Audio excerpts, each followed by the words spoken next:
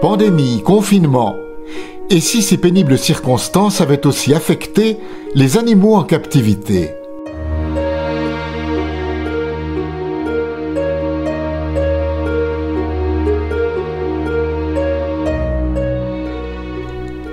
Comme les théâtres, les stades, les restaurants et autres musées, les jardins zoologiques ont-ils souffert de la Covid-19 ?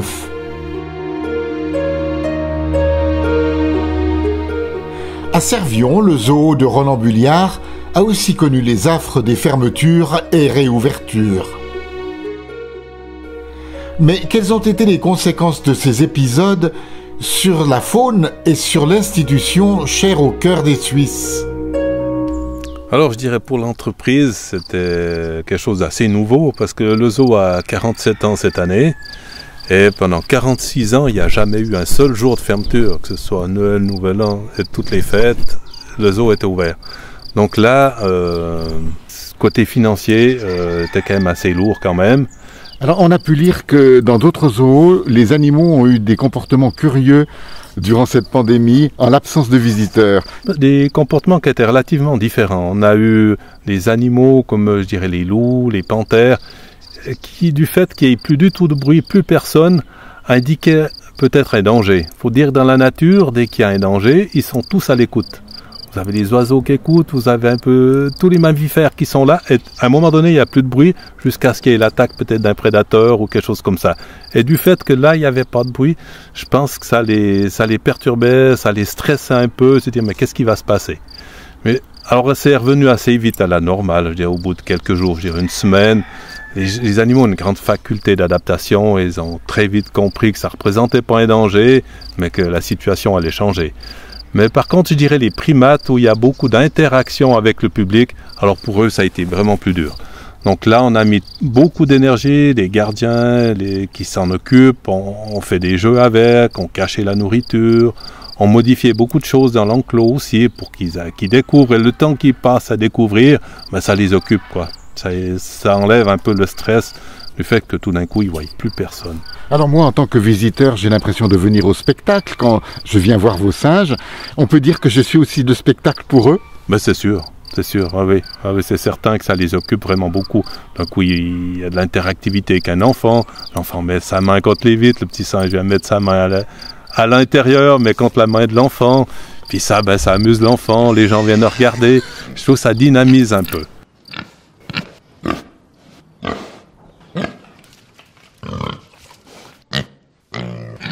Et chez les félins aussi, ce qu'on a fait, on a changé les heures de nourrissage. On les donnait de manière aléatoire. Comme ça, ils suivent aussi le gardien. Voir, il sait que quand il approche vers son box, ben, il y aura la nourriture.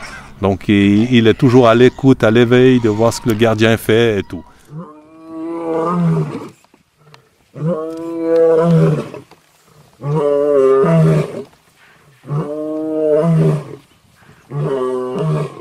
Pour les fauves, d'où vous viennent les carcasses d'abattoirs ? Alors effectivement, c'est des abattoirs me signalent quand ils ont de la viande qui serait impropre à la consommation humaine, mais qui est bonne suite aux analyses, ils peuvent dire qu'elle est bonne pour les animaux. Donc ça, c'est de la viande que je peux acheter à moindre prix. Hein. C'est pas vous devez quand même la payer ? Je vais la payer, mais à moindre prix, voilà. Et puis autrement, j'ai des agriculteurs qui me contactent quand ils ont du bétail qui est accidenté et puis qui ne peut pas aller à l'abattoir. Donc pour éviter qu'il soit à l'équarrissage, ils me téléphonent, puis là je vais chercher cet animal. Où stockez-vous toute cette viande ? Alors on a des chambres froides et puis un congélateur, vraiment un très grand congélateur où j'ai la possibilité de mettre une quinzaine de vaches à l'intérieur. Une quinzaine de vaches entières dans votre congélateur ? Voilà, exactement. C'est pas il faut utiliser ça pour les vaccins. C'est pas un congélateur qu'on trouve pour les ménages, hein. C'est une autre dimension. Oui. Donc, durant cette pandémie, vous n'avez pas été à court de moyens pour nourrir les bêtes? Non, on n'a pas été à court de moyens, mais on a reçu un très grand soutien populaire quand même. Des gens nous ont contactés en disant « on aimerait bien vous aider, qu'est-ce qu'on peut faire ?» Mais mettez un numéro de compte sur votre site, qu'on puisse vous faire des petits... Alors c'était des sommes modiques, mais additionnées, malgré tout, ça nous a quand même fait un petit montant qui nous permet aussi, comme vous dites, pour acheter la nourriture. Il y a la viande, mais il faut du foin, il faut des fruits, il faut des légumes, il faut des insectes, voilà. Donc tout ça, ça a un coût malgré tout. Hein. C'est pas... Or les fruits, c'est des retours de magasin, mais pas tout, il y a des choses que je dois quand même acheter.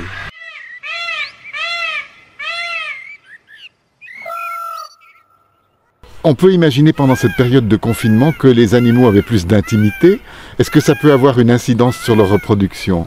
On a eu des naissances qu'on n'avait pas eues depuis quelques années, mais les animaux étaient nouveaux aussi. Alors c'est dur de dire si c'est le confinement. De toute façon, ça n'aura pas gêné, parce que les animaux ont plus d'intimité, tous sont moins dérangés, ça peut aider, c'est sûr. Mais je ne pourrais pas vraiment vous dire que c'est grâce à ça qu'il y a eu ces naissances. Les naissances les plus rares, c'était des lynx. C'était la première fois qu'on avait des petits.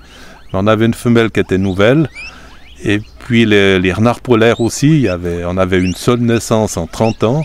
Et puis là, on a aussi de nouveau une naissance, mais on a aussi un animal qui était nouveau. Donc je pense que le confinement a aidé, mais il y a aussi le fait que les animaux, c'est des couples qui étaient inédits, qui n'ont pas eu l'occasion d'avoir des petits auparavant. Là. Mais la plupart des animaux exotiques de votre zoo sont nés dans d'autres zoos. Peu nombreux sont ceux qui viendraient de la vie sauvage. Oui, en principe, les parcs zoologiques ne prennent plus du tout dans la nature, et ça depuis bien longtemps, oui. Donc quand vous avez des petits, vous pouvez les transmettre à d'autres zoos et eux-mêmes vous en échangent. Voilà, exactement, c'est ce qui se passe. On a un programme qui nous permet de mettre toutes les surplus, les naissances dessus, qui est en ligne, disons, tous les zoos européens ont accès à ce programme et peuvent voir les disponibilités qu'il y aurait d'une espèce. Et ça nous permet aussi de gérer un peu les naissances. Se dire, ça vient difficile de placer, il faut arrêter de reproduire. Puis là, il y a soit on enlève les femelles, soit on stérilise, soit on leur met des implants qui diffusent des hormones et qui coupent la reproduction pendant entre 2 et 3 ans. Quelle est la naissance dont vous avez été le plus fier ces dernières années ou que vous attendiez avec le plus d'impatience? C'était peut-être les ours. Là, j'ai eu un petit il y a 4 ans et puis 3 petits il y a 2 ans en arrière. Et ça, c'était inédit. C'était aussi la première fois qu'on avait des petits viables au zoo. Et c'était très intéressant à voir comment la mère s'en occupe et tout.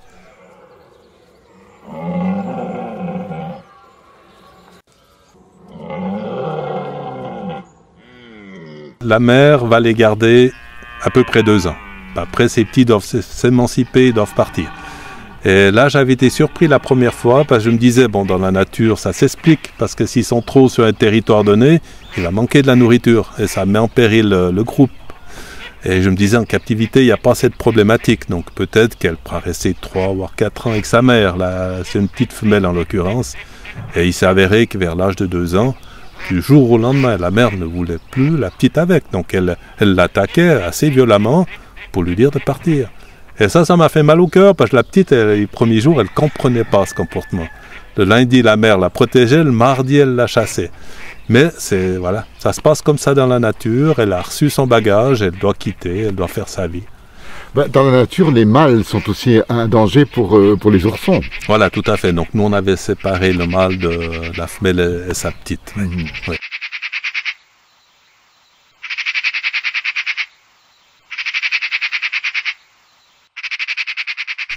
On a des lions historiquement depuis le début du zoo, mais il nous restait qu'une femelle qui à l'âge de 23 ans, on a dû endormir, elle était vraiment en fin de vie.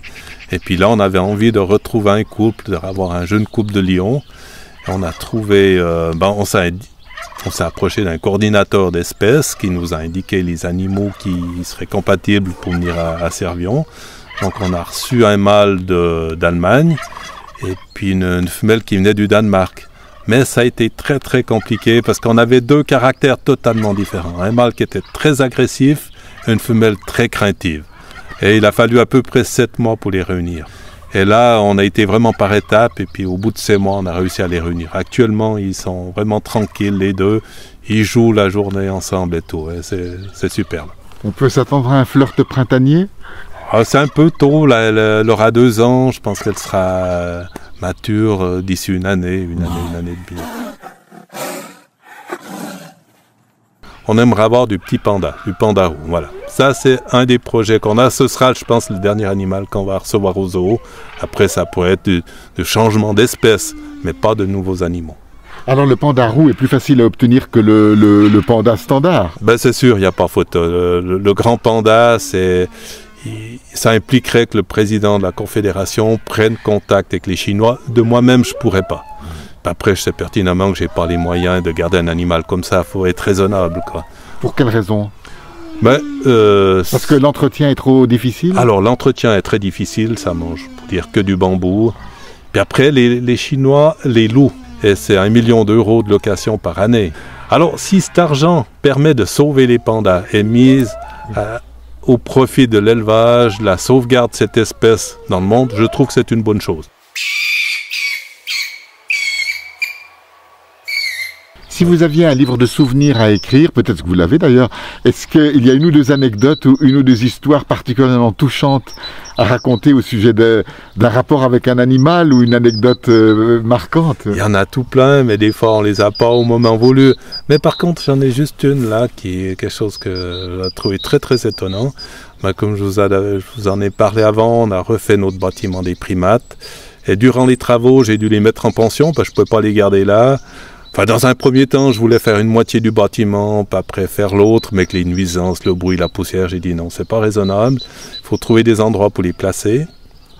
Et là, le Papiorama s'est proposé en disant j'ai des installations, je peux en prendre quelques petits groupes. Et puis une semaine ou 2 semaines avant qu'ils arrivent ici, je me suis dit un jour il faisait vraiment mauvais temps, puis je me suis dit je vais aller au Papiorama avec les petits enfants, puis ma femme, puis je vais aller voir comme ils vont, quoi. Et quand il pleut, il y a vraiment beaucoup de monde au Papiorama, du fait que tout est à l'intérieur. Donc on est arrivé vers midi, c'était bondé de monde. On s'est cherché un petit coin, on a mangé une petite assiette avant de faire la visite. Puis juste avant de partir, je me suis rendu au WC, puis je suis passé vers les singes. Et un des singes m'a reconnu dans la foule, alors que je n'étais pas en habit de travail et tout. Et il a fait un petit cri, ils sont tous arrivés à la vitre, et ils m'ont suivi toute l'après-midi. J'ai trouvé impressionnant, déjà, ils ne savaient pas que j'allais venir. J'étais dans un autre contexte avec mes petits-enfants et ça faisait 18 mois que je les avais pas vus. Et dans la foule, un m'a repéré.